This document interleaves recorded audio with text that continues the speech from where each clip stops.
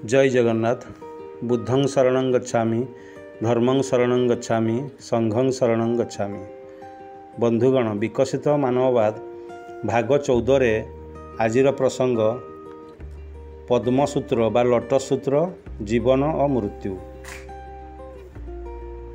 प्रथमे जानिबा पद्मसूत्र बा लोटस सूत्र कौन। यार संस्कृत नाम होछि स्वधर्म पुंडरीका सूत्र। पुंडरीका अर्थ पद्मफूल, तेणु पुंडरीका सूत्र अर्थ पद्मसूत्र। स्वधर्म अर्थ मानव धर्म। ए पद्मसूत्र मानव धर्म को ही दर्शाए। एठारे धर्म अर्थ हिंदू, मुस्लिम, ख्रिस्टियान ए सब बुझाएनि। एठारे धर्मर अर्थ जो धारयती इति धर्म, अर्थात जे जीवन को धारण आमर जीवन को धारण करिथाय बा प्रतिपोषण करिथाय बा आम जीवन को सरस सुंदर करिपारे, ताहा ही स्वधर्म।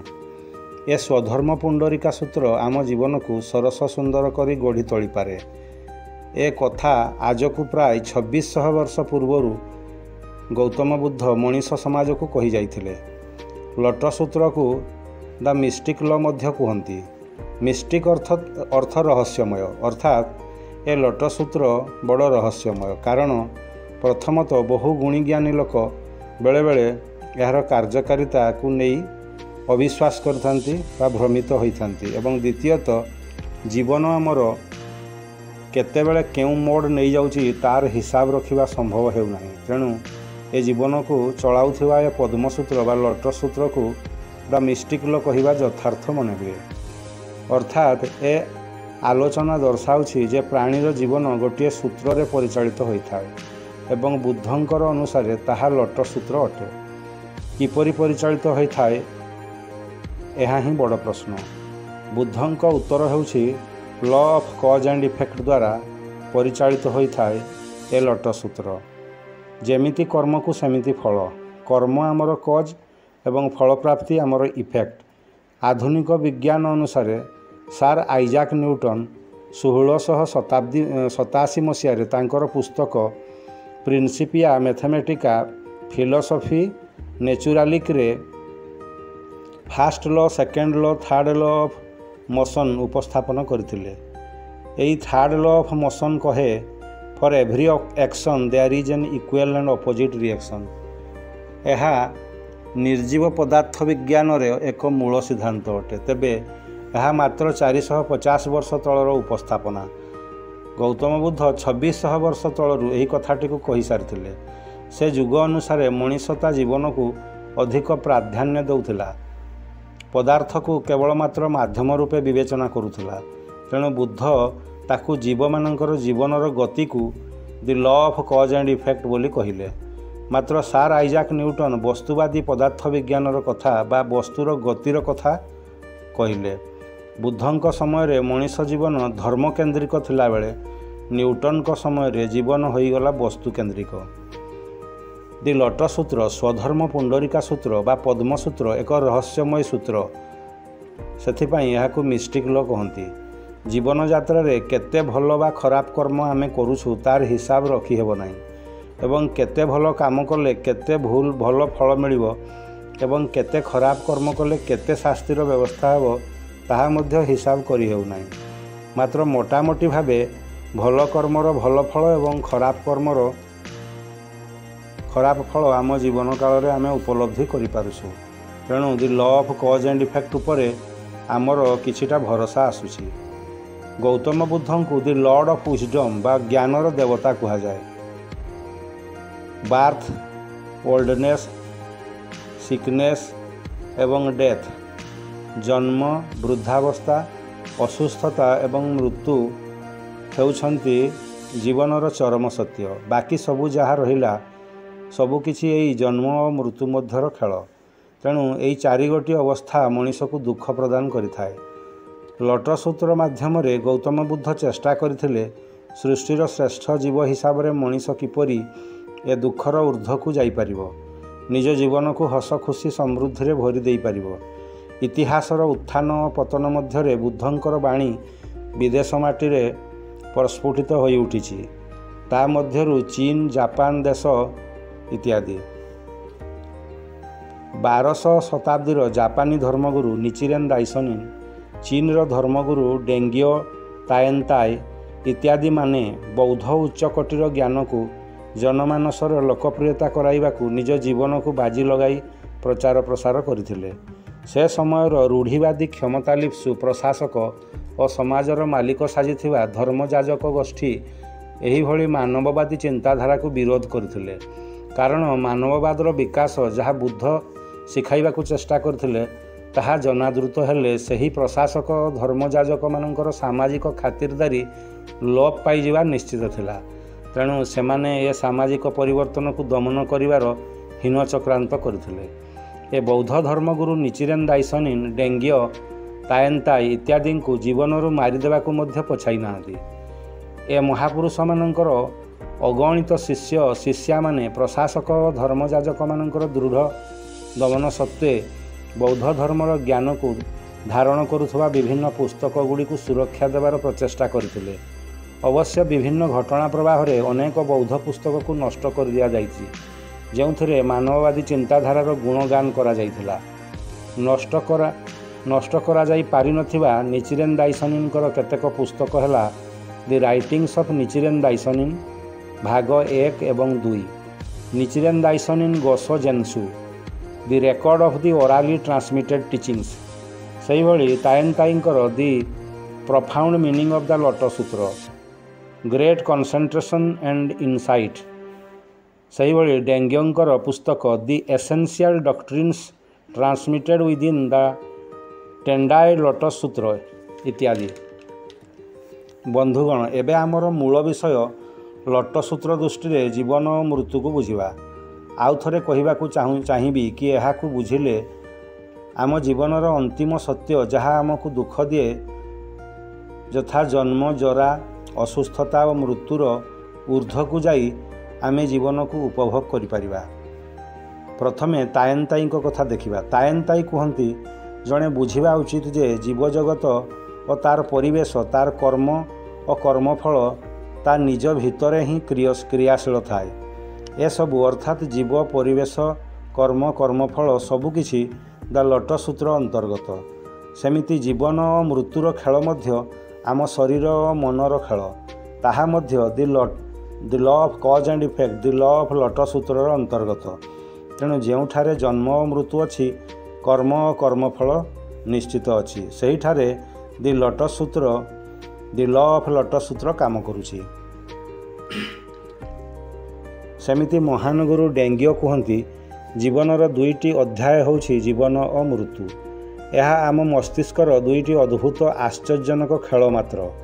ଗୋଟିଏ ସିଦ୍ଧିପ୍ରାପ୍ତ ବା ନିର୍ବାଣପ୍ରାପ୍ତ ମସ୍ତିଷ୍କ ବୁଝିପାରେ ଯେ ଜନ୍ମ ଓ ମୃତ୍ୟୁ ଆମକୁ ଅସ୍ତିତ୍ୱ ଓ ଅସ୍ତିତ୍ୱହୀନତା, ଏକ୍ଜିଷ୍ଟେନ୍ସ ଏବଂ ନନ୍ ଏକ୍ଜିଷ୍ଟେନ୍ସ ଉଭୟର ଅନୁଭବ କରାଇପାରେ।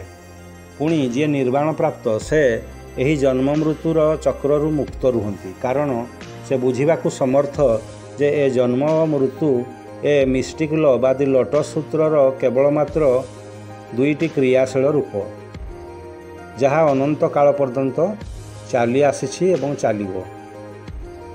ସେମିତି ଗ୍ରେଟ୍ କନସେନ୍ଟ୍ରେସନ୍ ଆଣ୍ଡ ଇନସାଇଟ୍ରେ ତାଏନ୍ତାଏ କୁହନ୍ତି ଯେ ଜନ୍ମ ନେବା ଦ ମିଷ୍ଟିକ୍ ଲର ଗୋଟିଏ ଅତି ଆବଶ୍ୟକ ପ୍ରକୃତି ବା ଏସେନ୍ସିଆଲ ନେଚର ଅଟେ। ସେମିତି ମୃତ୍ୟୁକୁ ପ୍ରାପ୍ତ ହେବା ଦ ମିଷ୍ଟିକ୍ ଲ ଅନୁସାରେ ସେହି ପ୍ରକୃତିର ଶେଷ ହୋଇଯିବାକୁ ବୁଝାଇଥାଏ। ଯାହାର ଆରମ୍ଭ ଅଛି ତାହାର ଶେଷ ସୁନିଶ୍ଚିତ। ନିଚିରେନ୍ ଦାଇସନିନ୍ ଦର୍ଶାଇଥାନ୍ତି କି ଏ ଜୀବନ ଓ ମୃତ୍ୟୁ ଦ ମିଷ୍ଟିକ୍ ଲର ଅନ୍ତର୍ନିହିତ ଏବଂ ଅଭିନ୍ନ ଅଂଶ ଅଟନ୍ତି, ଅର୍ଥାତ୍ ଇନହେରେଣ୍ଟ ଏବଂ integral part of the mystic law ବୋଲି ସେ କହିଛନ୍ତି। ଏହି ମିଷ୍ଟିକ୍ ଲ ବା ଦି ଲୋଟସ୍ ସୂତ୍ର ହେଉଛି ଏ ବ୍ରହ୍ମାଣ୍ଡର ମୂଳଭୂତ ନିୟମ ବା ଫାଣ୍ଡାମେଣ୍ଟାଲ ଲ ଅଟେ। ଜନ୍ମ ଓ ମୃତ୍ୟୁ ଏ ମିଷ୍ଟିକ୍ ଲର ଏକ ଅବିନାଶୀ ଲୟ ଅଟେ ବା ଇଟର୍ନାଲ ରିଦିମ୍ ଅଟେ। ଲୋଟସ୍ ସୂତ୍ରର ଲାଇଫ୍ ସ୍ପାନ୍ ଚାପ୍ଟର କୁହେ କି ବୌଦ୍ଧ ନିର୍ବାଣରେ ଏହି ଜନ୍ମ ଓ ମୃତ୍ୟୁର ରହସ୍ୟର ଜ୍ଞାନ ଅତୀତ, ବର୍ତ୍ତମାନ ଓ ଭବିଷ୍ୟତକୁ ମଧ୍ୟ ବିସ୍ତାର କରିପାରେ। ଜଣେ ବୌଦ୍ଧଜ୍ଞାନୀ ପ୍ରତ୍ୟେକ ଜୀବ ଭିତରେ ଏବଂ ନିଜ ଭିତରେ 10ଟି ଅବସ୍ଥାକୁ ଦେଖିପାରନ୍ତି ଏବଂ ବୁଝିପାରନ୍ତି। ସେଗୁଡ଼ିକ ହେଲା the world of hell, hunger, hungry spirit, animality, anger, humanity, heaven, learning, realization, ବୋଧିସତ୍ୱ ଏବଂ ବୁଦ୍ଧତ୍ୱ ବା ବୁଦ୍ଧହୁଡ୍। ସାଧାରଣ ମଣିଷ ଯାହାକୁ ଏ ଜ୍ଞାନ ମାଲୁମ ନଥାଏ ସେ ଏହି ଜନ୍ମ ମୃତ୍ୟୁର ଚକ୍ରର ମାନସିକ ଯନ୍ତ୍ରଣାରେ ଛଟପଟ ହୁଏ। ମାତ୍ର ଜଣେ ବୁଦ୍ଧ ଏ ଜ୍ଞାନ ପାଇ ଅର୍ଥାତ୍ ଜୀବନର 10ଟି ଅବସ୍ଥା ଜାଣି ବୁଝି ଏ ଜନ୍ମ ମୃତ୍ୟୁର ଚକ୍ରରୁ ଊର୍ଦ୍ଧ୍ୱକୁ ଚାଲିଯାଆନ୍ତି। ଏଠାରେ ଜାଣି ରଖନ୍ତୁ କି ଜୀବନର ଯେଉଁ 10ଟି ଅବସ୍ଥା 10 ଷ୍ଟେଟ୍ ଅଫ୍ ଲାଇଫ୍ ରହିଛି ତାହାର 2ଟି ପ୍ରକାର ରହିଛନ୍ତି। ସେଗୁଡ଼ିକ ପ୍ରଥମଟି ହେଲା 6ଟି ଯଥା ୱାର୍ଲଡ ଅଫ୍ ହେଲ୍, ହଂଗ୍ରି ସ୍ପିରିଟ୍, ଏନିମାଲିଟି, ଏଙ୍ଗାର, ହ୍ୟୁମାନିଟି ଏବଂ ହେଭେନ୍କୁ 6 ଲୋୟାର ୱାର୍ଲଡ ବୋଲି କୁହାଯାଏ। ବାକି ଯେଉଁ 4ଟି ରହିଲା ଯଥା ଦି world of learning, realisation, Bodhisattva ଏବଂ ବୁଦ୍ଧହୁଡ୍କୁ 4 ନୋବେଲ ୱାର୍ଲଡ ବୋଲି କହନ୍ତି। ଜଣେ ବୁଦ୍ଧ ଏହି 4 ନୋବେଲ ୱାର୍ଲଡ ପ୍ରାପ୍ତିର ଆକାଂକ୍ଷା ରଖିଥାନ୍ତି। ନିର୍ଦ୍ଦିଷ୍ଟ ଭାବରେ ଦି ୱାର୍ଲଡ ଅଫ୍ ବୁଦ୍ଧହୁଡ୍ ହେଉଛି ଜଣେ ବୁଦ୍ଧର ଚରମ ଲକ୍ଷ୍ୟ। ଏହି ଦି ୱାର୍ଲଡ ଅଫ୍ ବୁଦ୍ଧହୁଡ୍ ହିଁ ଜଣେ ମନୁଷ୍ୟର ଏପରି ଏକ ମାନସିକ ଅବସ୍ଥା ଯାହା ଜନ୍ମ ମୃତ୍ୟୁର ଢେର ଊର୍ଦ୍ଧ୍ୱକୁ ମଣିଷକୁ ନେଇଯାଏ, ଯାହା ସାଧାରଣ ମଣିଷ ପ୍ରାପ୍ତ କରିବାର କଳ୍ପନା ମଧ୍ୟ କରିପାରେ ନାହିଁ।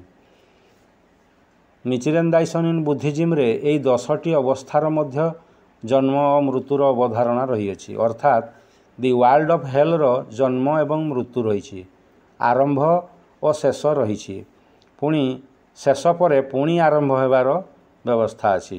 ଏମିତି ସବୁ 10ଟି ୱାର୍ଲଡର ଜନ୍ମ ମୃତ୍ୟୁ ଅନନ୍ତ କାଳ ଚାଲିଥାଏ ପ୍ରାଣୀର ଶରୀର ଓ ମନରେ।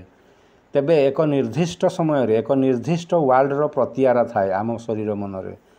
ହେଲ୍ରେ ଆସିଥିବା ପ୍ରାଣୀଟି ବୁଦ୍ଧହୁଡ୍ ପ୍ରାପ୍ତି କରିବାର ସମସ୍ତ କ୍ଷମତା ରଖିଥାଏ। ଏବେ ହେଲ୍ରେ ଥିବା ପ୍ରାଣୀ ପର ମୁହୂର୍ତ୍ତରେ ଲର୍ଣ୍ଣିଂ, ରିଏଲାଇଜେସନ୍, ବୋଧିସତ୍ୱ ଏବଂ ବୁଦ୍ଧହୁଡ୍ ଯିବାର ସ୍ୱାଧୀନତା ରହିଅଛି। ଏହାକୁ କୁହନ୍ତି mutual possession of the 10 world. ଯଦି ଆମେ ଆମ ଜୀବନକୁ ଲାଇଫ୍ ଷ୍ଟେଟ୍ ଅଫ୍ ବୁଦ୍ଧହୁଡ୍କୁ ଆମର ବେସ୍ ବା ଆମର ମୂଳଧାର କରିନେବା, ବାକି ରହୁଥିବା 9ଟି ୱାର୍ଲଡ ମଧ୍ୟ ଆମ ଜୀବନକୁ ସନ୍ତୁଳିତ କରିଦେଇଥାନ୍ତି ବା ହାରମୋନାଇଜ୍ କରିଦେଇପାରନ୍ତି।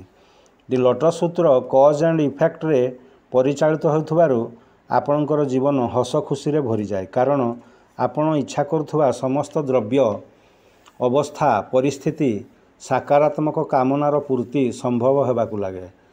ଜଣେ ବୁଦ୍ଧ କେବେ ଗରିବ ନୁହେଁ ବା ଗରିବ ହୋଇ ରହି ନପାରନ୍ତି, ନା ମନରେ ରହନ୍ତି ନା ଧନରେ। ସବୁଥିରେ ଜଣେ ବୁଦ୍ଧ ପ୍ରଚଣ୍ଡ ଧନୀ ସାବ୍ୟସ୍ତ ହୁଅନ୍ତି।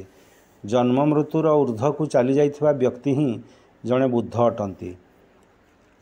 ଗୌତମ ବୁଦ୍ଧ ଏବଂ ନିଚିରେନ୍ ଦାଇସନ୍ କୁହନ୍ତି ଜଣେ ବୁଦ୍ଧ ଯେତେବେଳେ ବଞ୍ଚିଥାଏ ତା ଶରୀର ଓ ମନରେ ବୁଦ୍ଧହୁଡ୍ ଅବସ୍ଥାଟି ପ୍ରଚଣ୍ଡ ଜୀବନୀ ଶକ୍ତି ରୂପ ନେଇ ଜୀବନର ଚରମ ଲକ୍ଷ୍ୟ ଯଥା ଅନ୍ୟକୁ ସୁଖ ଶାନ୍ତି ପ୍ରଦାନ କରିବାରେ ଲିପ୍ତ ରହେ। ପୁଣି ଯେତେବେଳେ ଜଣେ ବୁଦ୍ଧ ମରିଯାଆନ୍ତି ଏ ବ୍ରହ୍ମାଣ୍ଡରେ ବୁଦ୍ଧହୁଡ୍ ୱାର୍ଲଡରେ ମିଶିଯାଏ ବା ମାର୍ଜ ହୋଇଯାଏ। ଶରୀର ପଞ୍ଚଭୂତରେ ମିଶିଯାଏ। ମନ ଦି ୱାର୍ଲଡ ଅଫ୍ ବୁଦ୍ଧହୁଡ୍ରେ ମାର୍ଜ ହୋଇଯାଏ। ପୁଣି ଜନ୍ମ ନେବା ତା'ର ଇଚ୍ଛାଧୀନ ହୋଇଯାଏ। ଚାହିଁଲେ ଜନ୍ମ ନେଇ ପୁଣି ଜନ୍ମ ମୃତ୍ୟୁ ଚକ୍ରକୁ ଆସିବାର କାମନା କରିପାରନ୍ତି, ହେଲେ ଏକମାତ୍ର ଉଦ୍ଦେଶ୍ୟ ଥାଏ ଅନ୍ୟକୁ ସୁଖ ଶାନ୍ତି ପ୍ରଦାନ କରିବା। ତେଣୁ ମୃତ୍ୟୁ ହେଉ କି ଜନ୍ମ ହେଉ, ଜଣେ ବୁଦ୍ଧ ଓଭରଫ୍ଲୋ ହେଉଥାନ୍ତି ତାଙ୍କର ଯେଉଁ ଜୀବନର ଲକ୍ଷ୍ୟ ପାଇଁ, ଯାହାକୁ ଆମେ କୋସେନ୍ ରଫୁ ବା ୱାର୍ଲଡ ପିସ୍ ବା ବିଶ୍ୱ ଶାନ୍ତି ବୋଲି କହୁଛୁ। ବିଶ୍ୱ ଶାନ୍ତି ତା'ର ଲକ୍ଷ୍ୟ। ଏଥିରେ ହିଁ ତାଙ୍କୁ ସୁଖ ଓ ଶାନ୍ତି ମିଳିଥାଏ। ଏହାକୁ Buddha in life and Buddha also in death ବୋଲି କୁହାଯାଏ। ଜଣେ ସାରା ବିଶ୍ୱରେ ସବୁ ମଣିଷ ବା ଅଧିକାଂଶ ମଣିଷ ଯେବେ ଜନ୍ମ ମୃତ୍ୟୁର ରହସ୍ୟ ଭେଦ କରି ବୁଦ୍ଧହୁଡ୍ ବା ବୋଧିସତ୍ୱ ଅବସ୍ଥାକୁ ପ୍ରାପ୍ତ କରିନେବେ, ଜୀବନର ଅସୀମତା, ଜୀବନର 10ଟି ଅବସ୍ଥା 10 ୱାର୍ଲଡ, ସର୍ବୋପରି ଜନ୍ମ ମୃତ୍ୟୁର ରହସ୍ୟ, କର୍ମ ଓ କର୍ମର ପରିବର୍ତ୍ତନର ସୁମାର୍ଗକୁ ପ୍ରାପ୍ତ କରିନେବେ, ଜନ୍ମ ମୃତ୍ୟୁ, ଜରା ଓ ବ୍ୟାଧିର ଊର୍ଦ୍ଧ୍ୱକୁ ଯିବେ, ସେବେ ସେମାନଙ୍କ ଭିତରେ ଥିବା ମୂଳଭୂତ ଅନ୍ଧକାର ବା ଫଣ୍ଡାମେଣ୍ଟାଲ ଡାର୍କନେସ୍ ବା ଅଜ୍ଞାନତା, ଇଗ୍ନୋରେନ୍ସ ଦୂରୀଭୂତ ହୋଇଯିବ। ନା ରହିବ ଦାରିଦ୍ରତା, ନା ରହିବ ଯୁଦ୍ଧ ଭୟ, ନା ରହିବ ରୋଗ ବୈରାଗ୍ୟର ଭୟ। ଏକବିଂଶ ଶତାବ୍ଦୀରେ ବିଜ୍ଞାନ ଆଧାରରେ ମଣିଷ ମହାମାନବ ପାଲଟି ଯାଇପାରିବ। ମାନବିକତା ବା ହ୍ୟୁମାନିଟିର ବିଜୟ ବାନା ଉଡ଼ାଇ ଗୋଟିଏ ସୁନ୍ଦର ପୃଥିବୀ ଗଠନ କରିବା ନିଶ୍ଚିତ ସମ୍ଭବ ହୋଇପାରିବ। ବନ୍ଧୁଗଣ, ଆଶା ଆପଣଙ୍କୁ ଦି ଲୋଟସ୍ ସୂତ୍ର ଦୃଷ୍ଟିରେ ଜୀବନ ଓ ମୃତ୍ୟୁର ବ୍ୟାଖ୍ୟାଟି ମାନସ ରାଜ୍ୟରେ ଆପଣଙ୍କର ପଦ୍ମ ଫୁଟାଇବ। ବିକଶିତ ମାନବବାଦ ସିରିଜର ଏହା ହିଁ ଉଦ୍ଦେଶ୍ୟ ଅଟେ। ତେବେ ବୁଦ୍ଧିଜିମ୍ ଜନ୍ମ ଓ ମୃତ୍ୟୁରେ ସବୁବେଳେ ଗୁରୁତ୍ୱ ଦେଇ ଆସିଛି। ଜନ୍ମ ଓ ମୃତ୍ୟୁକୁ ସାଧାରଣ ମନୁଷ୍ୟମାନେ ଗୋଟିଏ ଦୁଃଖ ବୋଲି ବିବେଚନା କରିଥାନ୍ତି। ମାତ୍ର ଏ ଦୁଃଖକୁ କିପରି ସାମ୍ନା କରିବା ତା ବିଷୟରେ ଅଧିକ ଜାଣିବା ପାଇଁ ଡକ୍ଟର ଦାଇସାକୁ ଏକାଡ଼ାଙ୍କର, ଯିଏକି ସକାକାଇର ତୃତୀୟ ଅଧ୍ୟକ୍ଷଙ୍କର ପୁସ୍ତକ unlocking the mysteries of birth and death ପଢ଼ିପାରିବେ। ଧନ୍ୟବାଦ। ବୁଦ୍ଧଂ ଶରଣଂ ଗଚ୍ଛାମି, ଧର୍ମଂ ଶରଣଂ ଗଚ୍ଛାମି, ସଂଘଂ ଶରଣଂ ଗଚ୍ଛାମି। ଜୟ ଜଗନ୍ନାଥ।